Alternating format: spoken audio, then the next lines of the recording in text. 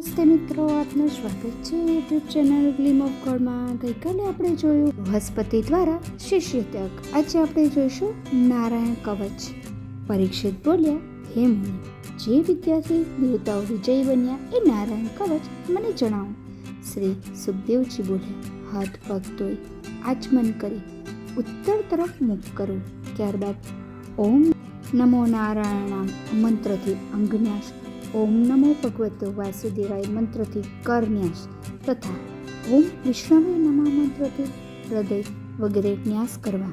પછી ઈશ્વરનું ધ્યાન કરી કવચ સાંભળો.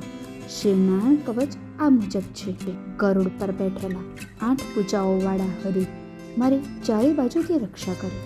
મત્સ્ય અવતાર મારી જળમાં, વામન અવતાર સ્થળમાં, ત્રિવક્રમ આકાશમાં, ધ્રુશ્રી સર્વત્ર શંકોટ હતી, વરાહ માર્ગમાં, પરશુરામ પર્વત શિખરો ઉપર, રામ મુસાફરીમાં, ભગવાન નારાયણ મારણ વગેરે અભિચાર કર્મમાં, નર અભિમાનથી, દત્તાત્રેય પતનથી, કપિલ કર્મબંધનથી, સનતકુમાર કામદેવથી, હયગ્રીવ દેવતાઓના અપમાનથી, કુર્માવતાર નરકથી, ધન્વંતરી કુભોજનથી, ઋષભદેવ રાગદ્વેષાદિથી, યજ્ઞ લોકનિંદાથી, બલરામ કાળથી, શેષનાગ સાપોથી, વ્યાસ અજ્ઞાનથી, બુદ્ધ પાખંડોથી અને કલ્કી કળયુગથી મારી રક્ષા કરે.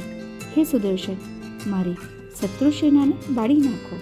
હે ગદા ભૂત પિશાચ વગેરેને કચડે નાખો. હે શંખ બ્રહ્મ રાક્ષસ વગેરેને ભગાડો.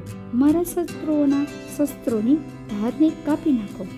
હે ઢાલ વેરીઓની આંખોને ભાગી દો. ગ્રહો વગેરેના ભયને દૂર કરો. આ બધા હરિનામ કીર્તનથી પાપ નષ્ટ થાય છે. શ્રી હરિ પોતાની માયાથી આયુધ ધારણ કરે છે. આ બધા રૂપોથી તેઓ મારી રક્ષા કરે. હે ઇન્દ્ર, તમે આ નારાયણ કવચથી શત્રુઓને જીતશો. આ કવચનો ધારણ કરતા જે બાજુ નજર નાખે છે ત્યાંથી વિપત્તિઓ ખસી જાય છે. કૌશિક નામનો એક બ્રાહ્મણ મરુસ્થળમાં મરી ગયો. એક દિવસે તે ચિત્રથી ગંધર્વ વિમાનથી તેના ઉપરથી પસાર થયો તો પૃથ્વી ઉપર આવી પડ્યો. વાલ્ખિલ્ય ઋષિએ એને હાડકાઓને સરસ્વતી નદીમાં નાખવાની આજ્ઞા આપી. આવું કરી ગંધર્વ સ્નાન કરી પોતાના લોક પાછો ફર્યો. આ કવચને સાંભળનારો અથવા ધારણ કરનારો બધા પાપોથી છૂટી જાય છે. આ છે સંપૂર્ણ નારાયણ કવચ. તેના દ્વારા તેઓ અસુરો સામે વિજયી બન્યા હતા. આપણે આવતીકાલે જોઈશું દેવો શા માટે દધીચી ઋષિના આશ્રમમાં ગયા હતા. તો આવતીકાલે ફરી મળીશું. ત્યાં સુધી આપ સૌને મારા જય શ્રી કૃષ્ણ. જો આપને આ વિડીયો પસંદ આવ્યો હોય તો વિડીયોને લાઈક કરજો, શેર કરજો અને મારી ચેનલને સબસ્ક્રાઈબ કરવાનું ભૂલતા નહીં. આવજો.